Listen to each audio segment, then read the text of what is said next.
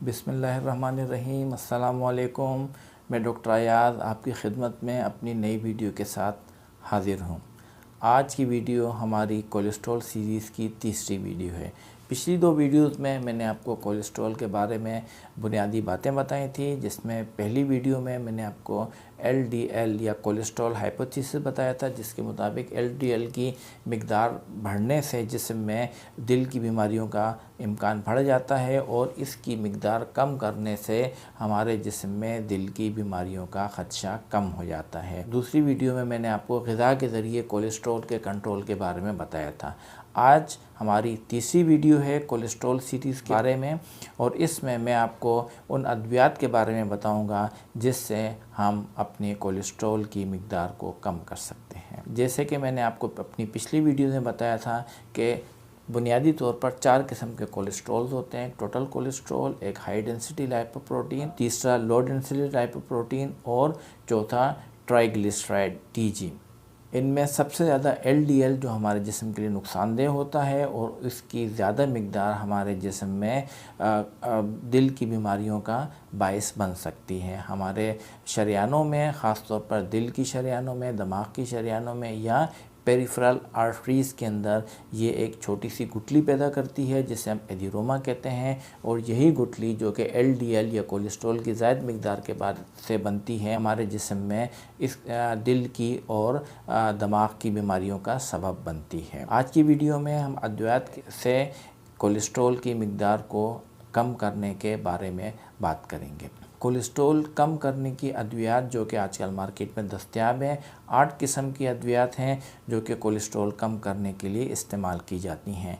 इसमें सबसे पहले स्टेटेंस का फार्माकोलॉजिकल या अद्वियाती नाम hydroxy methyl glutaryl coenzyme A reductase है, और ये सबसे आम अद्वियात हैं जो कि कोलेस्ट्रॉल को कम करने के लिए इस्तेमाल की जाती हैं, और ज़्यादातर अफराद में इन्हीं अद्वियात को इस्तेमाल किया जाता है। इसके अलावा ezetimibe, fibrates, niacinic acid, bile salt binding resin, omega 3 fatty acid और बेम्पीडोइक एसिड शामिल हैं।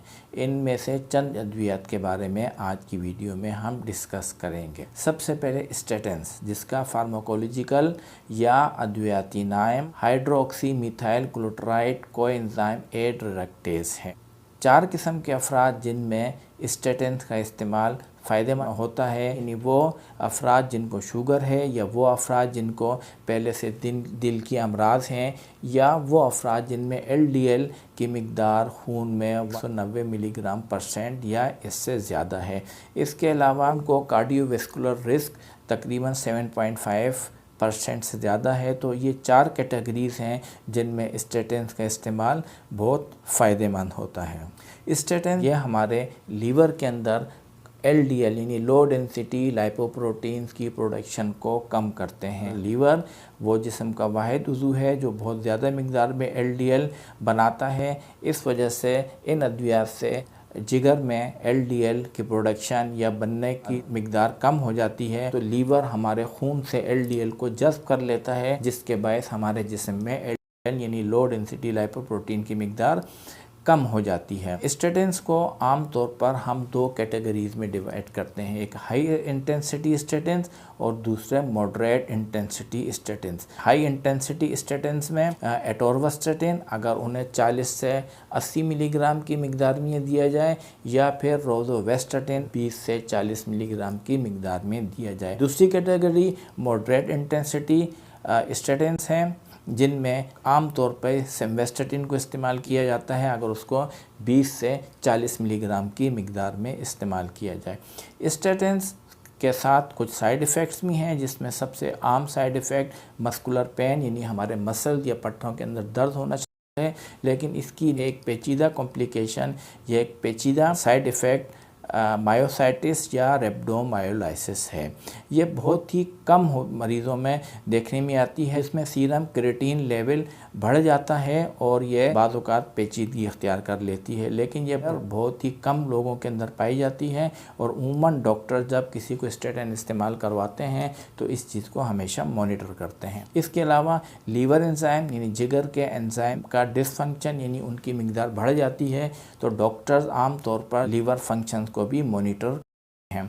इस वजह से ये अद्वियात डॉक्टर के मशवरे के बग़ैर इस्तेमाल नहीं करनी चाहिए और डॉक्टर के कंटिन्यूस फॉलोअप में रहना चाहिए ताकि इस किस्म के साइड इफ़ेक्ट्स को जल्द ही तशख़ीस कर लिया जाए। दूसरी कैटेगरी जो कि LDL को कम करने के लिए इस्तेमाल होती है वो एज़िटेमैब है। एज़िटेमैब भी LDL की मिकदार को हमारे जिस्म में कम करती है। ये हमारी आंतों में, हमारी इंटेस्टीन में LDL या कोलेस्ट्रॉल की एब्जॉर्प्शन को कम करती है, जिसकी वजह से हमारे खून में LDL की मिकदार तकरीबन 15 से 20% तक कम हो जाती है और दिल की बीमारियों का ख़तरा 5 से 10% तक कम हो जाता है।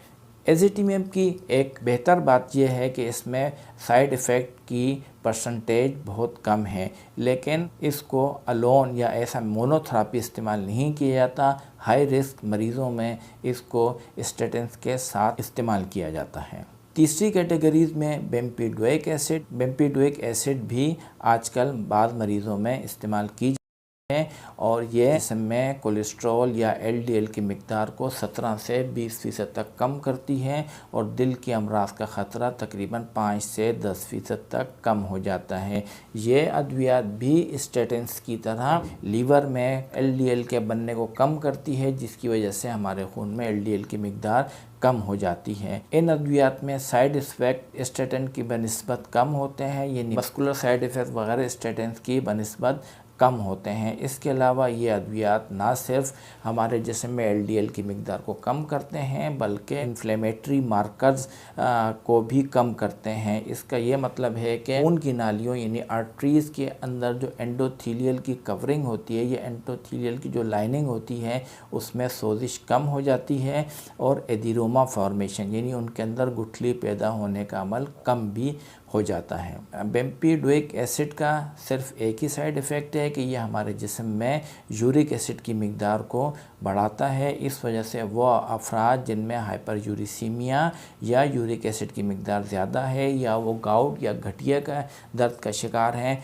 तो उनमें यह अद्वियात इस्तेमाल नहीं करनी चाहिए। चौथी कैटेगरी ओमेगा 3 फैटी एसिड्स हैं। ओमेगा 3 फैटी एसिड एक एसेंशियल फैटी एसिड है जो कि हमारी ग़िज़ाओं में पाया जाता है। स्पेशली जब मैंने मेडिटेरेनियन डाइट का जिक्र किया था तो उस डाइट में भी ओमेगा 3 फैटी एसिड मौजूद होता है। ये हमारे जिस्म में ट्राइग्लिसराइड की मिकदार को कम करता है। ट्राइग्लिसराइड की मिकदार हाई रिस्क पेशेंट यानी वो अफराद जिनमें स्टेटिन इस्तेमाल करते हैं, वो दिन की बीमारियों का शिकार है और हाई रिस्क पेशेंट हैं, तो उनमें ओमेगा 3 फैटी एसिड का इस्तेमाल दिल की बीमारियों से होने वाली अमवात, हार्ट अटैक, रीवेस्कुलराइजेशन की ज़रूरत और USA अनस्टेबल अंजाइना को तकरीबन 25% तक कम करते हैं। वो मरीज़ जो कि पहले से स्टेटिन इस्तेमाल कर रहे हैं और उनके खून में ट्राइग्लिसराइड यानी TG की मिकदार 135 मिलीग्राम परसेंट से लेकर 150 मिलीग्राम परसेंट या इससे ज़्यादा है, तो ऐसे अफराद को ओमेगा 3 फैटी एसिड रिकमेंड किया जाता है। अगली कैटेगरी में फैब्रिक एसिड डेरिवेटिव्स या जिनको फाइब्रेट्स कहते हैं शामिल हैं। दो किस्म की अद्वियात इस ग्रुप में अवेलेबल हैं, एक तो फिनोफाइब्रेट और दूसरा जीनोफाइब्रोसिल। ये अद्वियात ना सिर्फ ट्राइग्लिसराइड को कम करती हैं बल्कि HDL हाई डेंसिटी लाइपोप्रोटीन जिनको हम अच्छा कोलेस्ट्रॉल कहते हैं उसकी मिकदार को बढ़ाती हैं।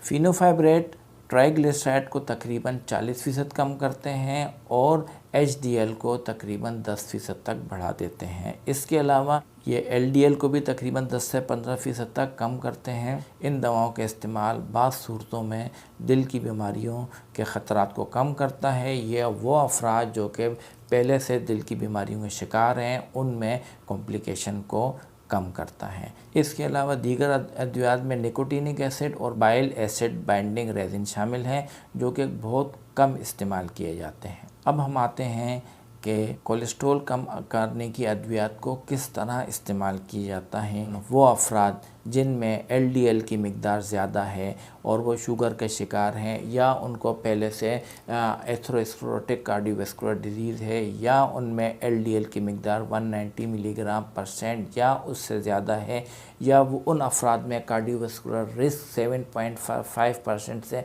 ज़्यादा है, तो ऐसे मरीज़ों में सबसे पहले स्टेटिन का इस्तेमाल किया जाता है। स्टेटिन की मैक्सिमम मिकदार इस्तेमाल करने के बावजूद इन अफराद में अगर LDL की मिकदार टारगेटेड लेवल तक अचीव नहीं होती तो उसके साथ आम तौर पर हम एज़िटिमेब की कम्बिनेशन करते हैं। वो अफराद जो हाई रिस्क कार्डियोवैस्कुलर डिजीज़ के शिकार हैं उनमें हम LDL आम तौर पर 70 मिलीग्राम% से कम रखने की कोशिश करते हैं। ऐसी सूरत में भी स्टेटिन की मैक्सिमम डोज के साथ हम एज़िटिमेब इस्तेमाल करते हैं। या वो अफराद जो very high risk cardiovascular disease का शिकार हैं उनमें हम LDL की मिकदार 55 मिलीग्राम% से कम रखते हैं, तो ऐसे अफराद में भी स्टेटिन की मैक्सिमम यानी ज़्यादा से ज़्यादा डोज के साथ हम एज़िटिमेब का इस्तेमाल करते हैं। ओमेगा 3 फैटी एसिड या फेनोफाइब्रेट आम तौर पर उन मरीज़ों में इस्तेमाल किया जाता है जो कि स्टेटिन अद्वियात इस्तेमाल करते हैं